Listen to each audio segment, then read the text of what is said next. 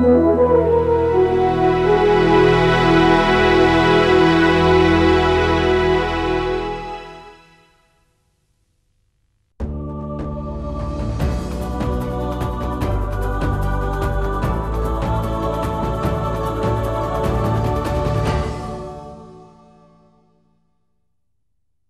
pertemuan yang lalu kita telah membongkar satu rahasia yang selama ini tidak dipahami oleh banyak orang. Bahwa roh-roh jahat itu memang mudah atau bisa diusir. Tuhan memberi kuasa kepada murid-muridnya untuk menaklukkan dan menundukkan roh-roh jahat, daimonia. Menundukkan, menaklukkan roh-roh jahat bukan berarti menaklukkan iblis, saudaraku. Nah, terjemahan Alkitab bahasa Indonesia kita itu kurang konsisten dalam menerjemahkan hal ini. Kata setan-setan di Matius pasal 7 ayat 21 sampai 23 sebenarnya bukan setan, tetapi daimonia. Setan itu tidak mudah diusir. Iblis juga percaya dan gemetar. Itu bukan iblis, tapi daimonia, roh jahat. Pneumaton akatarton, unclean spirit. Nah, saudara, iblis itu diterjemahkan diabolos. Ini sama dengan setan. Ini sama. Kalau Tuhan Yesus berhadapan langsung dengan oknum ini, Tuhan menyebut kata setan, tidak menyebut kata diabolos. Sedangkan roh-roh jahat atau roh-roh najis itu malaikat-malaikat yang jatuh oleh hasutan diabolos ini. Yang sebelumnya adalah Hilel bin Sa'akar. Lucifer. Ini selalu tunggal, saudaraku. Ini yang jamak. Ya. Kata setan ini sebenarnya ini dari bahasa Ibrani, ya. Sin tet nun. Ya. Ini apa namanya? Yang piktogramnya itu sebenarnya juga bagus sekali. Ular yang makan seluruh kehidupan. Sin, tet, nun. Oke. Setan. Sin, tet, nun. Nah, ketika Tuhan Yesus dibawa ke atas gunung dan oknum jahat itu berkata, kalau kau menyembah aku, kuberikan dunia kepadamu, itu Anda tahu. Itu iblis. Itu Lucifer, Hilel bin Sa'akar. Nah, murid-murid bisa mengusir roh jahat. Tapi tidak bisa menghalau setan di dalam pikirannya. Maka Tuhan Yesus tegas berkata, nyala. Apa? Nyala? Setan mestinya. Mestinya setan. Terjemahan yang benar itu setan. Satan ya. Satan dalam bahasa Inggris. Tapi diterjemahkan iblis. Ya ini sudah tidak konsisten dan agak pusing juga saya pertama kali memeriksa dari teks aslinya ini. Apakah ketika Tuhan Yesus mengusir setan dalam pikiran Petrus langsung Petrus dilepaskan? Tidak. Sampai Tuhan Yesus bangkit pun konsep mereka mengenai Mesias salah. Buktinya ketika Tuhan Yesus bangkit mereka masih menuntut bilakah Tuhan memulihkan kerajaan bagi Israel. Mereka tidak mau mengerti bahwa kerajaan Tuhan Yesus bukan dari dunia ini, saudara. Tapi lewat perjalanan waktu, pengurapan Roh Kudus, mereka baru dicelikkan untuk mengerti rahasia itu. Ya, ketika Tuhan Yesus naik ke surga, oh ternyata bukan ini maksudnya. Soal waktu dan ketikanya kamu tidak perlu tahu, itu Bapak yang menentukan. Kan gitu saudara, ya kan? Tapi pergilah kamu akan menerima kuasa kalau Roh Kudus turun ke atas kamu. Dan kamu akan menjadi saksiku sampai ke ujung bumi. Sudah jelas ya? Nah, banyak orang merasa sudah bisa mengusir roh jahat, berarti mengalahkan iblis. Tidak. Jadi jangan heran kalau orang berseru, Tuhan, Tuhan, bukankah kami sudah mengusir roh-roh jahat itu. Tuhan berkata, aku tidak kenal kamu, aku tidak menikmati kamu. Sebab kamu yang tidak sepikiran dengan Allah, apa yang dipikirkan manusia, itu pikiran iblis. Nyalah iblis. Iblisnya di mana itu? Di pikiran Petrus atau Petrus sendiri? Di pikiran Petrus. Tapi kalau Petrus nggak bisa dirubah, dia jadi iblis, jadi setan. Jadi diabolis. Tuhan berkata kepada murid-murid, bukankah aku yang memilih 12 kalian jadi muridku ya? Tapi satu di antaranya adalah iblis, bukan anak iblis atau kerasukan iblis. Iblis. Pikiran uang duniawi ya, yang mencengkeram Yudas sampai titik dia tidak bisa diubah. Jadi iblis dia. Makanya di 1 Timotius pasal 6 ayat 11, hai manusia Allah, jauhilah itu. Ayat sebelumnya apa? Orang yang ingin kaya jatuh dalam berbagai pencobaan. Betul nggak? Menghancurkan imannya karena akar segala kejahatan cinta uang. Lalu ayat berikutnya, hai manusia Allah. Orang jadi iblis atau jadi man of God itu tergantung dari isi pikirannya. Atau jadi iblis. Kenapa enggak jadi anak iblis? Ya Alkitab berkata begitu, kita ikut saja. Kalau pikiran-pikiran Allah jadi man of God, tidak jadi God, tidak jadi Allah. Allah enggak bisa dua, Allah hanya satu, ya. Tidak pernah makhluk jadi Allah. Tapi kalau memikirkan apa yang dipikirkan manusia jadi iblis. Ini review apa yang saya telah paparkan minggu lalu. Sekarang kita teruskan. Siap? Oke. Perlu dipersoalkan mengapa yang dituntut oleh iblis untuk ditampi adalah Petrus. Kita baca dulu saudara, Lukas pasal 22. Lukas pasal 22 saudara. Ayat 31 dan 32. Simon, Simon, lihat, iblis telah menuntut untuk menampi kamu seperti gandum.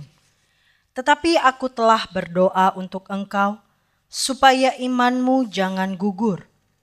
Dan engkau, jikalau engkau sudah insaf, kuatkanlah saudara-saudaramu.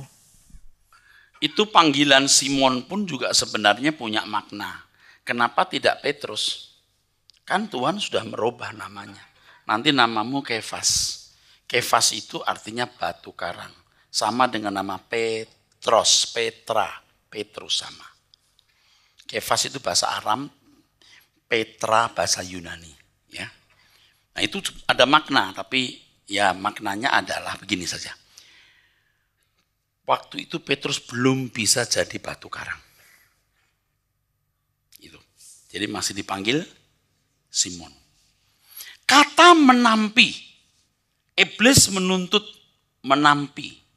Dalam bahasa aslinya siniasai. Siniasai. Ya. Siniasai.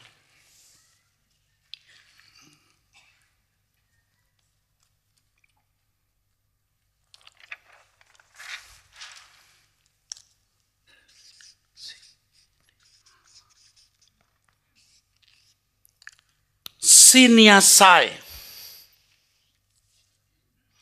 Yang berarti shake in sheaf. Mengguncang di suatu saringan. Hal ini menunjuk bahwa Petrus adalah orang yang ditunjuk untuk digoncang. Tidak semua murid mengalami hal khusus loh. Nah sekarang kita persoalan kenapa Petrus, kan begitu saudara. Dalam perjalanan sejarah manusia, selalu saja ada orang yang ditunjuk menjadi pertaruhan. Pertaruhan antara Tuhan dan iblis. Selalu ada orang yang ditunjuk menjadi pertaruhan. Dalam Alkitab dapat ditemukan nama-nama. Yang satu, ini pertaruhan paling hebat ya, yang paling menonjol dulu, Adam. Adam menjadi pertaruhan sebab ketaatan atau ketidaktaatannya menentukan nasib atau keadaan seluruh bumi secara fisik dan keturunannya manusia. Kalau Adam taat, bumi tidak terkutuk dan manusia tidak ikut menuai penderitaan hasil kesalahannya.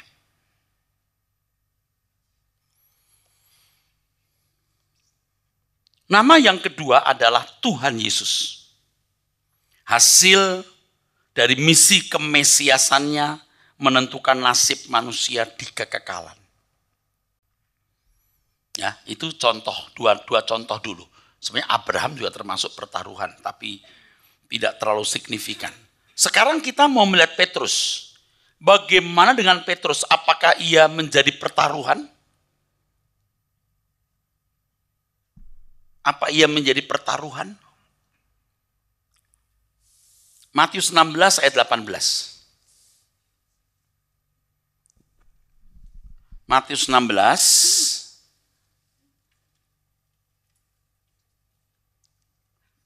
ayat yang ke-18, saudaraku.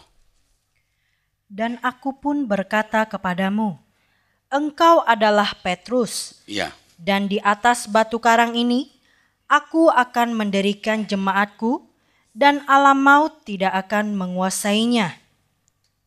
Nah, batu karang. Dan aku pun berkata kepadamu, engkau adalah Petrus. Dan di atas batu karang ini aku akan mendirikan jemaatku. Dan alam maut tidak akan menguasainya. Ada gereja besar di dunia yang mengaku bahwa pemimpin spiritualnya adalah kelanjutan estafet dari Petrus. Ya, silahkan saja ya. Batu karang di sini bisa menunjuk dua hal. Yang pertama, bisa menunjuk pengakuan bahwa Yesus adalah Tuhan. Kan ayat sebelumnya mengatakan engkaulah Mesias anak Allah. Lalu Tuhan berkata di atas batu karang ini. Apanya itu? Yang pertama memang bisa menunjuk pengakuan itu. Memang bisa menunjuk pengakuan itu. Coba diulangi, Matius 16 tadi. Kita melihat Matius pasal yang ke-16, kita perhatikan apa yang dimaksud Tuhan dengan perkataan ini. Mungkin dari ayat yang ke-16. Maka jawab Simon Petrus, engkau adalah Mesias, anak Allah yang hidup. Kata Yesus kepadanya, berbahagialah engkau Simon bin Yunus, sebab bukan manusia yang menyatakan itu kepadamu, melainkan Bapa-Ku yang di sorga. Terus, Dan aku pun berkata kepadamu, engkau adalah Petrus, dan di atas batu karang ini, aku akan mendirikan jemaatku, dan alam maut tidak akan menguasainya. Batu karang itu bisa pengakuan ini. Engkau adalah Mesias anak Allah yang hidup. Artinya gereja dimanapun dan kapanpun pasti memiliki atribut, yaitu mengaku Yesus sebagai Mesias atau Tuhan. Itu ciri yang tidak pernah akan bisa diubah. Itu fondasi gereja. Batu karang ini juga bisa menunjuk pribadi Petrus. Kita harus fair, saudaraku. Nah, orang-orang Protestan tidak suka. Orang Protestan hanya mengatakan bahwa ini pengakuan tersebut bukan pribadi Kristus. Kenapa? Sebab orang Protestan tidak setuju kalau ada sosok pemimpin spiritual yang dianggap meneruskan estafet dari pelimpahan tugas itu. Pelimpahan tugas karya keselamatan itu. Jadi orang-orang Protestan lebih hanya mengakui bahwa di atas batu karang ini itu hanya pengakuan, bukan pribadi Petrus. Tapi kalau saya mau jujur, yuk kita lihat bisa dua-duanya. Jangan mau menang sendiri. Saya bukan pro gereja A atau anti gereja B, tidak. Batu karang itu juga bisa menunjuk pribadi Petrus. Bisa kan? Bisa kan? Fair saja, bisa. Cuman pemahaman kita harus benar. Itu masalahnya. Itulah sebabnya namanya si Simon diubah Tuhan Yesus menjadi Kefas atau Petrus. Yohanes pasal 1 ayat 42. Nggak mungkin kebetulan. Kenapa Tuhan merubah nama siapa? Simon. Kenapa nama-nama yang lain nggak diubah? Atau anak-anak Zebedius punya julukan. Julukan loh. Tapi kalau Petrus langsung loh, namamu diganti. Coba baca. Yohanes 1:42 ayat 42. Ia membawanya kepada Yesus. Yesus memandang dia dan berkata, "Engkau Simon, anak Yohanes. Engkau akan dinamakan Kefas," artinya Petrus. Kefas itu bahasa Aram. Searti dengan Petra atau Petrus yang artinya batu karang. Rupanya sejak semula Petrus sudah ditunjuk untuk menjadi penerus karya keselamatan Allah dalam Tuhan Yesus Kristus. Petrus adalah pertaruhan. Mewakili orang percaya. Itulah sebabnya ia harus digoncang. Dan Tuhan Yesus mendoakan Petrus. Begitu istimewanya orang ini. Kenapa enggak mendoakan Yudas?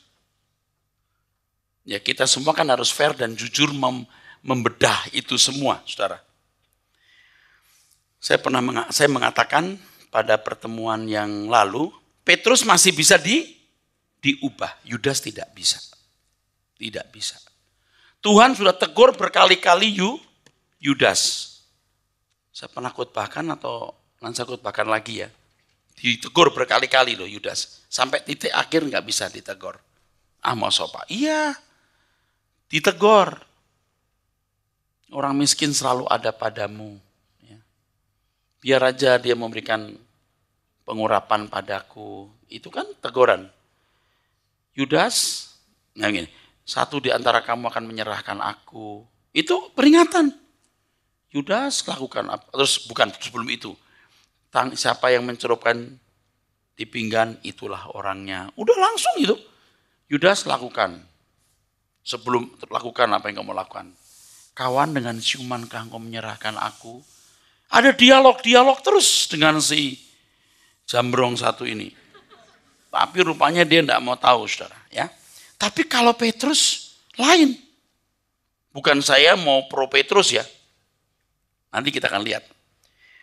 Petrus memang ditunjuk menjadi penerus karya keselamatan. Dia menjadi pertaruhan mewakili orang percaya. Maka Tuhan mendoakan Petrus agar imannya tidak gugur. Kalau sudah insaf, ia harus menguatkan saudara-saudaranya. Insaf di sini epistrevo. Epistrevo yang artinya turn lead. Gilirannya menyala. Bisa be converted. Converted berubah atau diubahkan. Turn around, turn back. Return. Berbalik atau berputar arah atau kembali. Setelah kebangkitan Tuhan Yesus, dari sekian banyak murid, Petrus, betul nggak?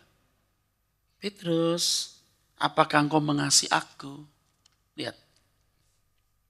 Di atas batu karang ini, itu bisa pengakuan bahwa Yesus adalah Mesias, anak Allah yang hidup. Juga bisa Petrus pribadi yang mewakili orang percaya. Selalu saja kan, Tuhan menunjuk orang-orang untuk menyampaikan pesan-pesan khususnya. Petrus yang dipanggil secara pribadi dan menerima mandat untuk menggembalakan domba-domba. Gembalakan domba-dombaku. Apakah yang lain tidak? Yang lain iya. Petrus mewakili. Nah, supaya nanti kita bisa melihat bagaimana seorang penerus itu punya kualitas. Anggap maksudnya? Oke, saya teruskan ya. Sejak semula Tuhan menunjuk orang-orang tertentu akan mendampingi Tuhan sebagai hamba-hambanya. Maaf ya, yang ini tergantung prerogatif Tuhan. Prerogatif di sini, saudaraku, maksudnya bisa hidup di zaman anugerah, bisa mengenal Injil dengan benar dan punya kesempatan. Kalau Petrus bisa menjadi perwakilan generasi pertama, Petrus kan perwakilan generasi pertama yang akan meneruskan karya keselamatan. Sebab Petrus adalah seorang yang memiliki komitmen untuk melayani Tuhan. Komitmen ini penting. Komitmen ini sebagai tanda nyata bahwa seseorang mengasihi Tuhan. Memang perjalanan Petrus jadi berat. Tetapi dia bisa beruntung sebab dia punya kesempatan untuk menderita bersama-sama Tuhan. Mengapa Tuhan memilih Petrus sebagai perwakilan generasi pertama yang meneruskan karya keselamatan Allah itu? Tentu saja dari pihak Allah adalah anugerah. Tetapi dari pihak Petrus, ia seorang yang menanggapi serius panggilan untuk mengikut Tuhan Yesus. Dan sebenarnya ini letak misteri. Misteri individu. Percaya saudara, ini misteri individu. Yang ini tidak bisa dijelaskan lengkap. Kenapa pilih Maria? Dari sekian banyak wanita. Anda percaya nggak ada orang baik mendadak atau jahat mendadak? Setuju nggak? Kalau saudara punya pembantu rumah tangga yang lulusannya SD, seberapa pinter dia, Anda rubah jadi, seberapa pinter dia, Anda rubah jadi cakap, jadi cerdas, take time. Anda bisa paham itu? Tidak mungkin Maria itu tidak punya kualifikasi. Kalau sampai berani dilempari batu sebagai konsekuensi kalau hamil di luar nikah. Dan berkata, jadilah padaku menurut perkataanmu. Itu wanita hebat, bro. Kenapa Tuhan pilih Petrus? Tentu bukan kesewenang-wenangan Tuhan. Dia nggak pilih Nathanael. Dia nggak pilih Lewi. Lewi boleh tulis Injil, Petrus enggak. Walaupun ternyata Markus itu murid dekat Petrus. Markus bisa tulis Injil karena narasumbernya dari Petrus. Kalau saudara belajar akan menemukan itu. Dari pihak Allah anugerah, tapi dari pihak Petrus, ia seorang yang menanggapi serius panggilan untuk mengikut Tuhan Yesus. Dari 12 murid Tuhan Yesus, ia seorang yang sangat reaktif terhadap Tuhan. Dia yang mengatakan, engkau Mesias anak Allah yang hidup. Ia juga yang menyatakan kesediaan di penjara dan mati bagi Tuhan. Ia juga menyimpan pedang di balik jubahnya untuk membela Tuhan Yesus di Taman Getsemani. Walaupun dalam kebodohan dan kesalahan, tetapi ia memiliki keseriusan dengan Tuhan. Ini penting. Kalimat ini penting. Walaupun dalam kebodohan, dia punya keseriusan dengan Tuhan. Pribadi-pribadi yang serius dengan Tuhan ini bukan orang-orang sempurna, mungkin juga punya cacat dan kekurangan. Tetapi orang-orang ini bisa diajak Tuhan untuk terlibat dalam rencananya. Seperti Petrus, demikian pula Abraham. Abram yang namanya diganti Abraham. Ia seorang yang serius dengan Tuhan. Sehingga ia bisa menjadi sahabat Allah untuk menurunkan umat pilihan Allah. Tidak mungkin orang baik mendadak atau jahat mendadak. Paham saudara? Pasti Abraham itu luar biasa loh. Apa istimewanya Abraham? Ya kita tidak tahu, tapi kemudian dari kisah hidupnya, dari sejarah hidupnya, dia luar biasa. Betul? Dia tidak pernah balik ke Ur Kasdim walaupun dalam kelaparan di perjalanan. Walaupun sampai mati tidak melihat negeri itu, tetap dia nggak balik. Integritas. Dia punya anak satu-satunya disuruh jadi disuruh untuk dijadikan korban sembelihan, dipotong, dibakar habis seluruhnya, itu korban bakaran, dia lakukan. Ini bukan orang sembarangan. Gak ada itu sanggahan-sanggahan. Ketika Tuhan berkata, beri anakmu sebagai korban, dia lakukan.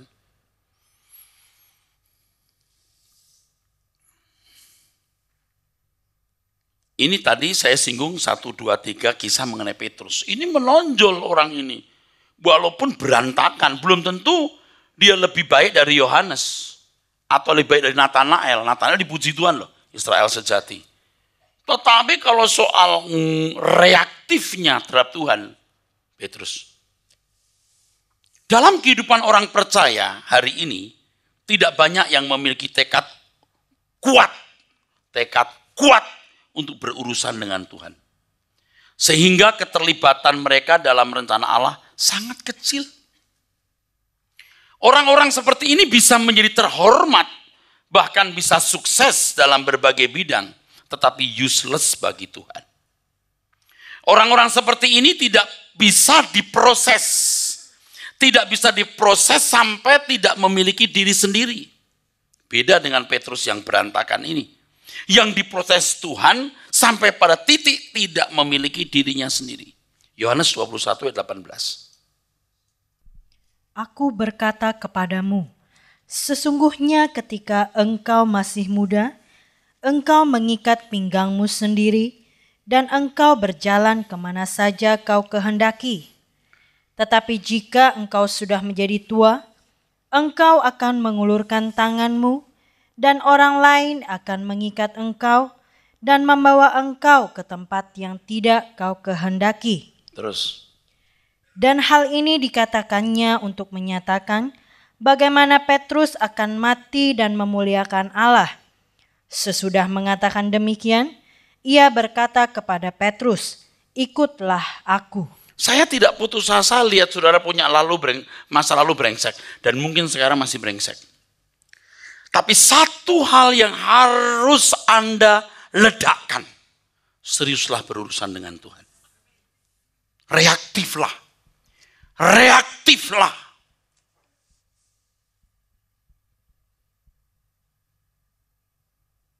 Saya juga bukan orang baik, saudara. Tapi kalau saya boleh sharing dengan saudara, saya termasuk orang yang sangat reaktif dengan Tuhan. Saya reaktif. Waktu muda ingin punya satu karunia, saya bisa nggak makan, nggak minum, sampai hampir nggak bisa jalan. Kalau saya berdoa, sesekali saya berkata, saya tidak akan keluar ruangan ini sebelum ada pernyataan dari Tuhan. Waktu muda saya berkata, saya sampai mati tidak akan menikah. Walaupun akhirnya menikah.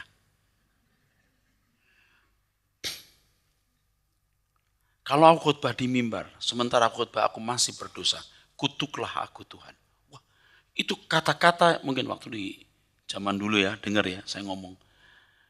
Saya bukan orang baik loh saudara, tapi saya mencoba untuk reaktif terhadap Tuhan. Dan saya melihat bagaimana Tuhan membelas kasihani hidup saya. Saya tidak salah berurusan dengan Tuhan. Oleh sebab itu tidak heran kalau Petrus ini mendapat guncangan-guncangan dalam hidup. Dalam hal ini ternyata orang yang hendak menjadi teman sependeritaan dengan Tuhan harus mengalami guncangan-guncangan. Memang hidup akan terasa berat. Tetapi tidak ada cara lain untuk dapat mengukir sejarah bersama dengan Tuhan. Kecuali menderita bersama dengan Tuhan. Dan untuk bisa menderita bersama dengan Tuhan harus reaktif terhadap Tuhan. Responsif terhadap Tuhan. Apapun dan bagaimanapun keadaan kita. Percaya deh, kita bukan orang jahat yang mau berbuat dosa. Bukan orang jahat yang mau berbuat dosa. Atau merugikan orang lain. Kita kenal Allah yang benar. Dan kita tahu bahwa mentaati Tuhan itu segala-galanya. Memang untuk taat tidak gampang.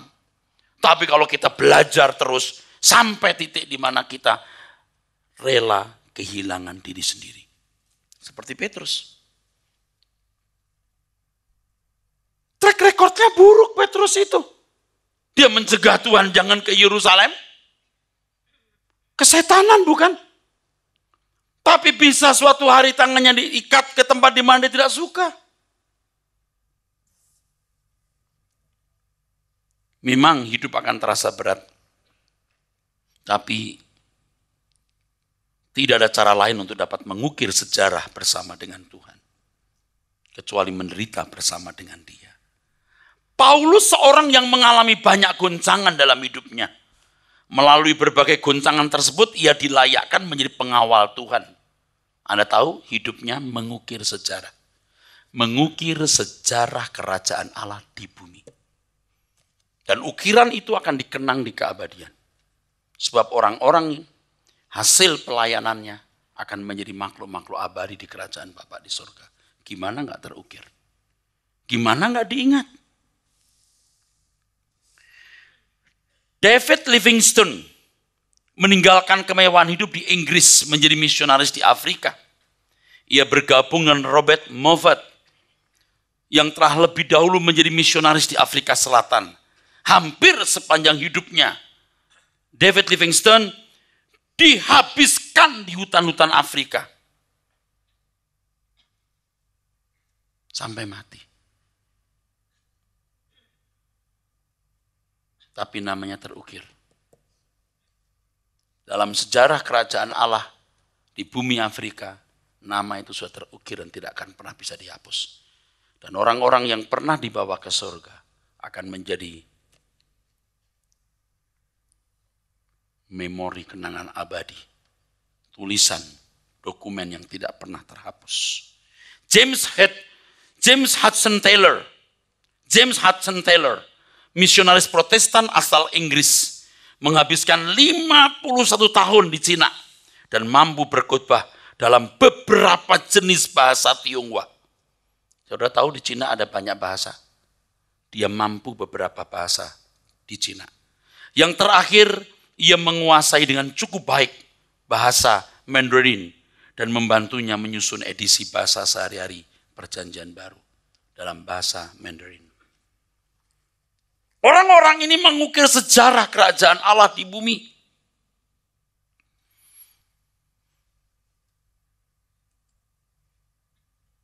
Orang-orang seperti Petrus itu yang dipakai Tuhan. Dia termasuk pertaruhan. Sebab setelah Tuhan Yesus naik ke surga, harus ada yang meneruskan karya keselamatan Allah.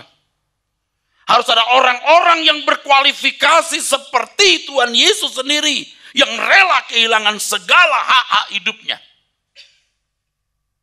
Kalau belum sampai tingkat rela kehilangan hak-hakmu, serius dulu, miliki komitmen dulu. Aku mau mengasihi Engkau Tuhan.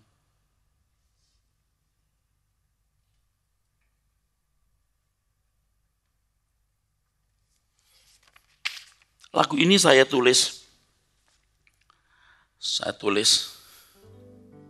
pada waktu penerimaan mahasiswa baru. Itu awal-awal saya menjadi kepala asrama. Waktu itu masih jadi wakil kepala asrama. Kepala asramanya masih Bapak Pendeta W.B. Gerungan, menantu dari Bapak Dr. Elset. Saya karang lagu ini pada waktu pertama-tama mahasiswa masuk dan saya awal-awal menjadi wakil kepala asrama. Tuhan, ambil hidupku untuk melayani Engkau seperti Engkau lebih dulu melayaniku. Tuhan, kasih-Mu limpah tak terbalas olehku. Dengan segenap hidupku, ku mau balas cinta-Mu. Ku rela Engkau miliki demi kemuliaan nama-Mu. Saatnya untuk mengabdi, memberitakan firman-Mu ke seluruh bumi. Lalu beberapa tahun kemudian bait kedua baru saya tulis. Itu awalnya cuma begitu. Tuhan, ini hidupku, ku serahkan bagimu. Karena ku tahu pasti semuanya milikmu. Tuhan, aku percaya Engkau sertaku selalu. Di sepanjang jalanku Engkau pegang tanganku. Ku rela Engkau miliki. Kata-kata seperti ini ucapkan dulu. Penuhi, walaupun untuk memenuhinya ada perlu waktu. Jangan takut, aku mau sempurna Tuhan. Walaupun kita belum sempurna hari ini.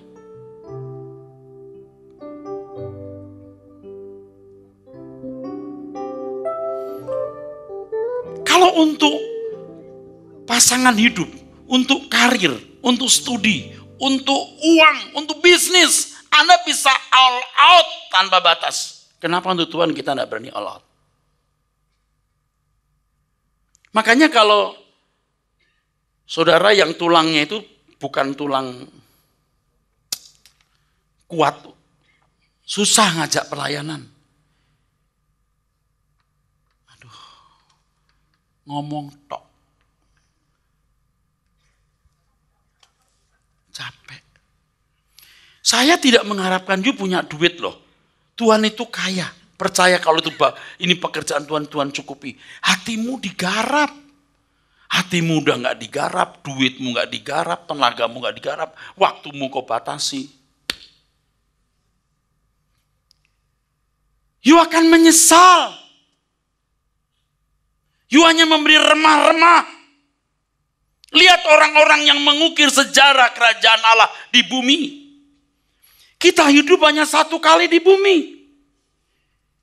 Kita diberi kesempatan untuk bisa mengukir sejarah kerajaan Allah di bumi.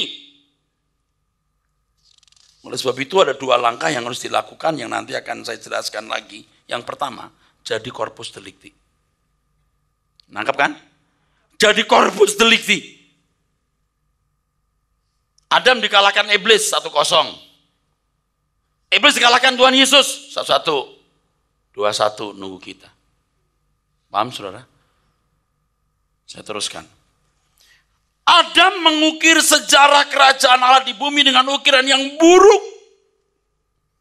Mestinya Adam bisa menjadi corpus delicti sehingga keturunannya tidak ikut menderita menuai hasil kesalahannya. Tetapi waktu tidak bisa diputar balik. Saya tidak tahu betapa menyesalnya Adam pada waktu dia harus keluar dari persekutuan dengan Allah. Anda bisa bayangkan ketika Habel tergeletak berdarah-darah. Mungkin itu baru, bukan mungkin. Adam belum mengerti benar itu kematian. Bel, ayo pulang nak, sudah sore, sudah malam. Ayo bangun. Kenapa diam saja? Kenapa ada darah? Dia baru ingat. Ini yang namanya mati. Tragis loh. Oke, kita beri tepuk tangan untuk kebenaran ini. Kita beri tepuk tangan yang serius untuk kebenaran ini.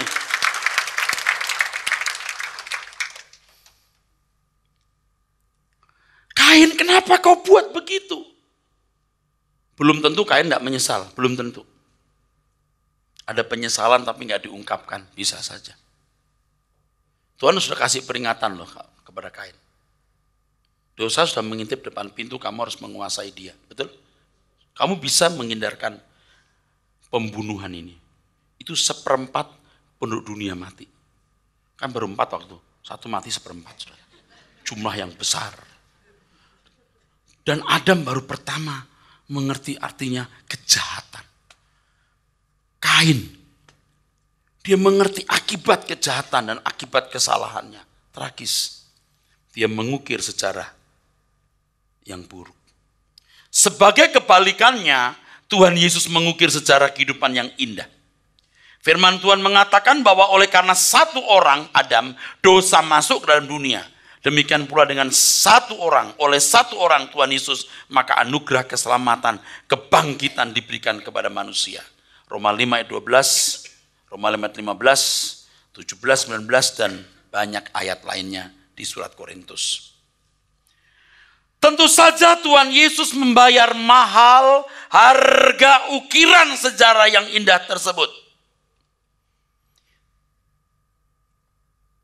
Tuhan membayar sangat mahal ukiran itu.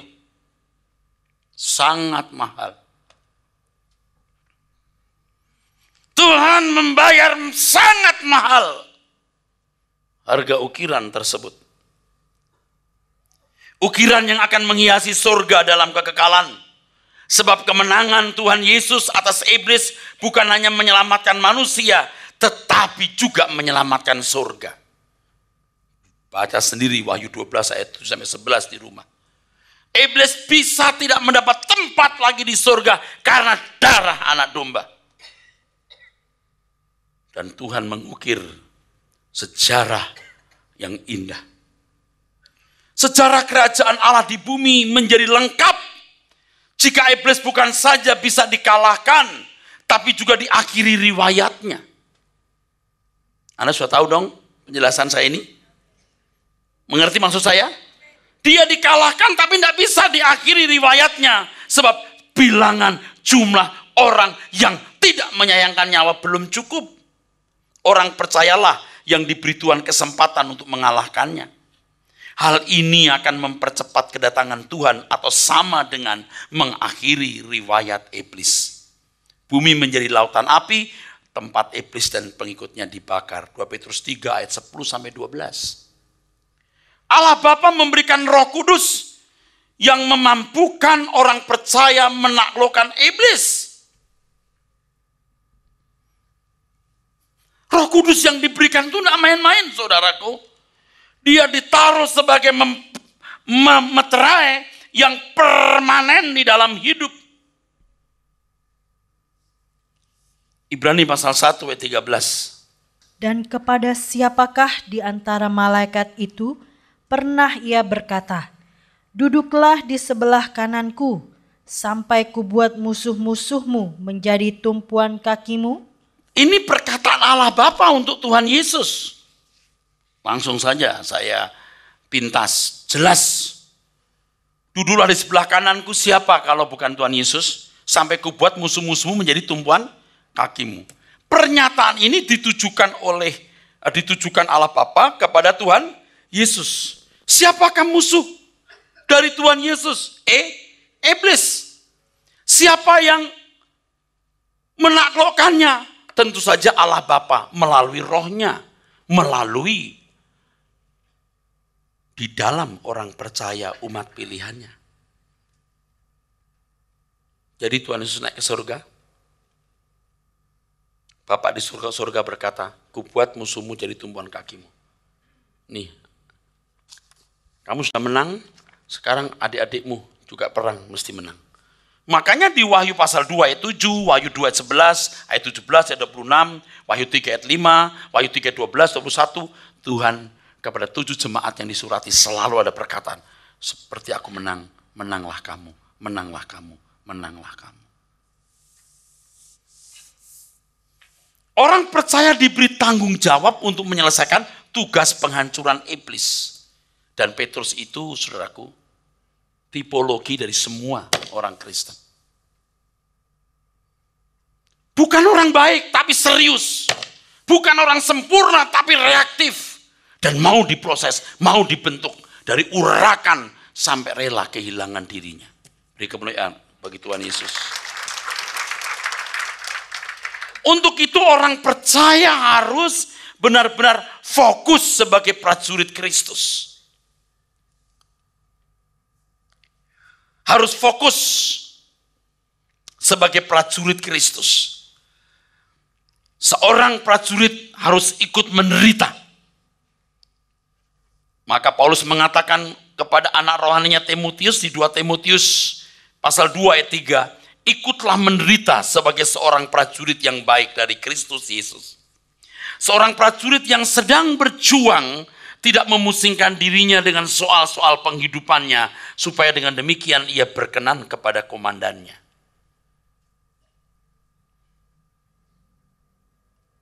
Anda belum tahu ya, kalau prajurit Roma itu sampai umur 40 tahun tidak boleh menikah. Dia harus jadi prajurit sampai umur 40 tahun, baru boleh menikah. Harus tunduk kepada komandannya, tunduk mati. Maka berusaha untuk mencari perkenanan komandan.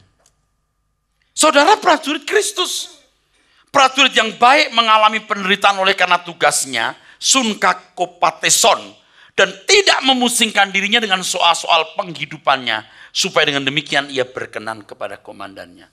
Komandan kita cuma satu, saudara, Tuhan Yesus. Saya bukan komandan, saya asisten komandan atau kepala regu saja.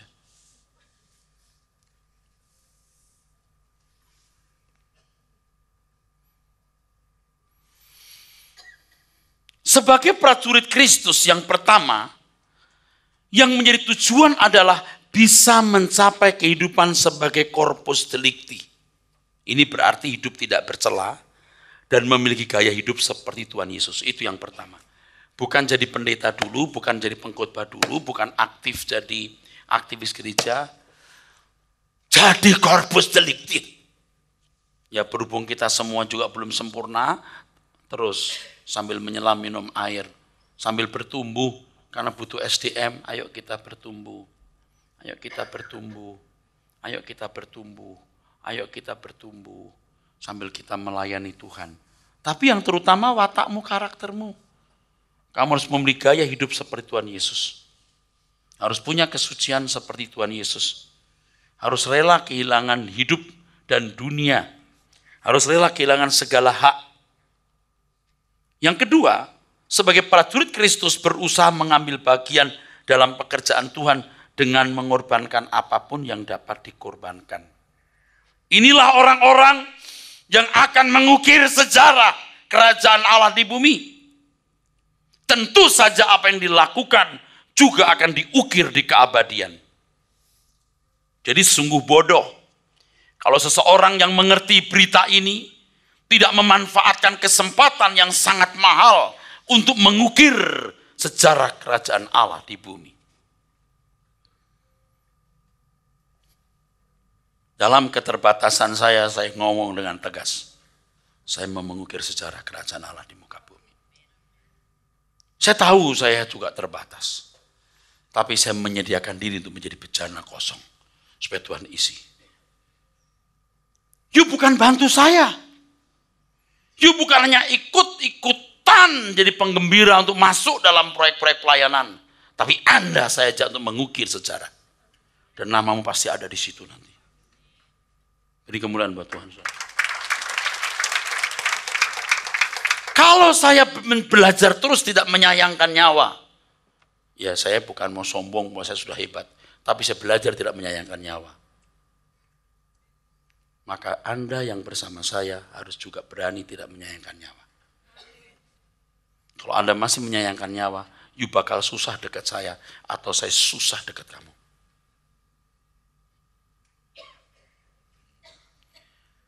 Ini kesempatan hebat. Anda bisa mengukir sejarah bumi, sejarah kerajaan iblis dengan segala ambisimu, kebesaranmu, pangkat, gelar, kekayaan, kedudukan, atau apapun kegemerlapan yang Anda bisa miliki. Tapi bukan sejarah kerajaan Allah. Sebab kalau Anda mengukir sejarah kerajaan Allah, itu gemanya gaungnya sampai di keabadian. Yaitu orang-orang yang saudara selamatkan. Bukan sekedar menjadi orang Kristen, tapi orang-orang yang juga menjadi corpus delicti. Ini kesempatan yang luar biasa. Saya tidak bisa ngerti kalau Anda mendengar ini lalu Anda masih menahan hidup saudara.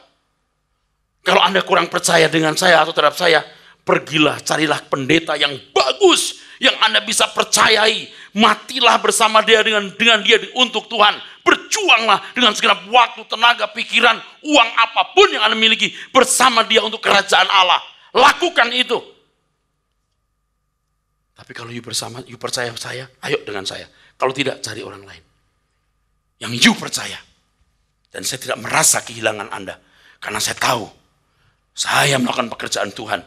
Tuhan akan kirim orang-orang yang bisa mati bersama dengan saya.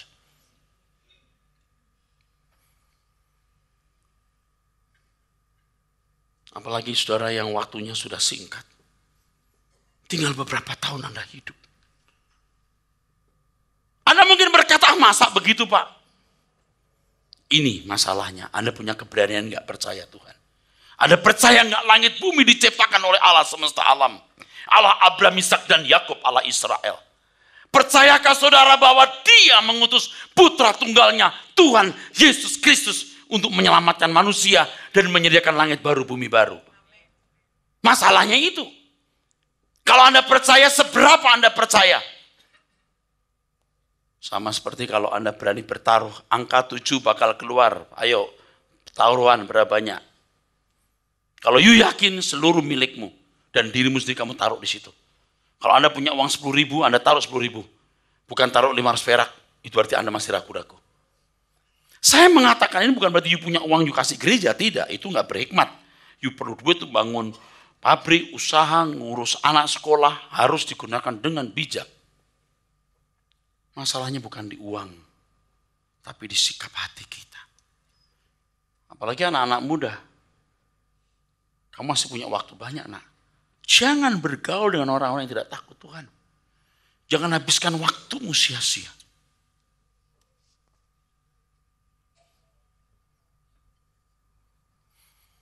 Mestinya saudara-saudara punya reaksi dan respon yang sungguh-sungguh. Dan Tuhan melihat ini bisa kugarap. Maka Allah turut bekerja dalam segala sesuatu mendatangkan kebaikan bagi orang yang mengasihi. Petrus itu mengasihi Tuhan. Ia brengsek betul, tapi dia mengasihi Tuhan loh. Dia bisa berkata, Tuhan, jangankan penjara, mati pun aku rela. Waktu dia ngomong gitu gak munafik loh. Tapi dia besar pasak dari tiangnya. Nafsu besar, tenaga kurang. Tapi ada nafsu dulu. Nafsu dulu, semangat dulu, gairah dulu. Tuhan akan menolong dia untuk bisa membayar harganya. Dia simpan itu golok di sampingnya.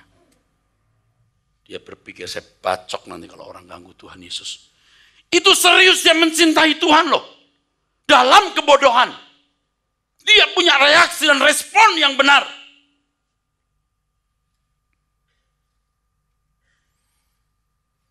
Anda sibuk pacaran, kawin, punya anak, punya rumah, kampungan. Anda tidak memikirkan perkara besar di kehidupan yang akan datang. Dan kesempatan untuk menjadi corpus delicti. Anda masih bisa mengukir sejarah. Jangan lihat masa lalumu. Jangan lihat hidupmu hari ini yang seperti tidak punya daya. Bakar hatimu. Lalu Tuhan akan berkata, bisa kupakai orang ini. Sekecil apapun, Tuhan bisa pakai kita. Kalau ibarat sebuah bangunan, mungkin hanya 2-3 batu bata. Tapi tanpa kamu, gak terbangun tembok itu. Amin. Pikirkan. Jangan sibuk dengan hidupmu sendiri. Sampai mati, useless. Saya gak main-main dong ngomong hari ini. Pertama yang saya khotbahin diri saya sendiri. Tadi di jalan saya tadi telepon orang, saya berkata, saya mau mengukir sejarah. Saya sudah mengukir sejarah. Saya mau mengukir sejarah lagi. Sejarah kerajaan Allah di muka bumi. Yang gemahnya, yang gaungnya, sampai di kekekalan.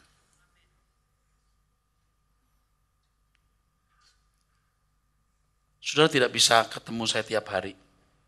Kalau Anda bisa ketemu saya tiap hari, saya bisa tularin nabi saya. Tapi setiap kali kamu ketemu saya di gereja ini, kalau kamu punya hati nurani yang bersih, kamu melihat api yang menyala di hati saya.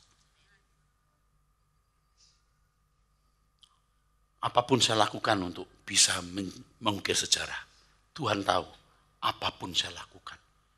Memang saya agak emosional atau temperamental, tapi saya sangat mengasihi Tuhan. Memang saya agak preman, saudara. Preman, free man. Free itu bebas, free man. Bisa mengukir sejarah, bisa. Amin. Jangan sia-siakan hidupmu. Jangan lihat kekuatanmu hari ini, tapi bakarlah api dalam dirimu untuk bereaksi, untuk respon terhadap Tuhan. Jangan jadi sampah. Jangan jadi garbage. Jangan jadi sampah. Anda bisa berguna. Anda berkata, Tuhan, aku seonggok daging yang tidak ada artinya. Tapi ku taruh dalam tanganmu.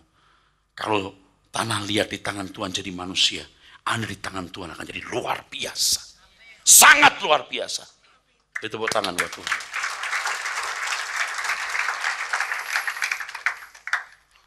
Memang, kenapa Petrus dibidik? Sebab dia jadi alat pertaruhan. Anda tahu nggak? Jujur saya ngomong, saya sometimes takut. Jujur saya takut.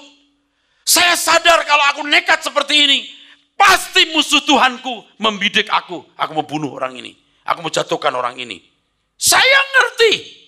Dan sometimes jujur ngomong, ada semacam ketakutan mengalir di hati saya. Sungguh. Waktu saya ada di ruang kerja saya diam begini. Aku nggak ngomong. Tidak bicara kepada siapa-siapa. Di dasar hatiku ada ketakutan juga. Tapi tidak menenggelamkan saya. Dan ketakutan itu buat saya jadi waspada. Jangan aku bersalah. Jangan sampai aku salah langkah. Aku bisa dihancurkan oleh musuh jahat ini. Saya membahayakan untuk dia. Musuh jahat itu. Saya ngomong ini sungguh loh saudara. Nggak ngarang loh. Kadang-kadang ada takut gitu. Aduh, aku dibidik. Aku membahayakan sekali untuk kerajaan kegelapan ini. Makanya sesekali Anda dengar saya berdoa begini. Tuhan aku berlindung. Tahu? Itu. Kalau nyanyi engkaulah perlindunganku. Saya bisa pecah-pecah hati. Dalam hati ada takutnya saya. Tapi bagus, bukan takut yang membuat saya tenggelam. Waspada. Harus waspada. Tipu daya iblis itu, waduh, mengerikan. Kalau roh-roh jahat susah buat tipu daya. Dia paling-paling bisa mengguncang itu pohon beringin atau pohon asam depan rumah. Atau masuk dalam diri orang mendelik-mendelik. Itu roh-roh jahat. Tapi kalau iblis masuk dalam pikiran mengkarakter, menjadi jahat seperti iblis. Amin.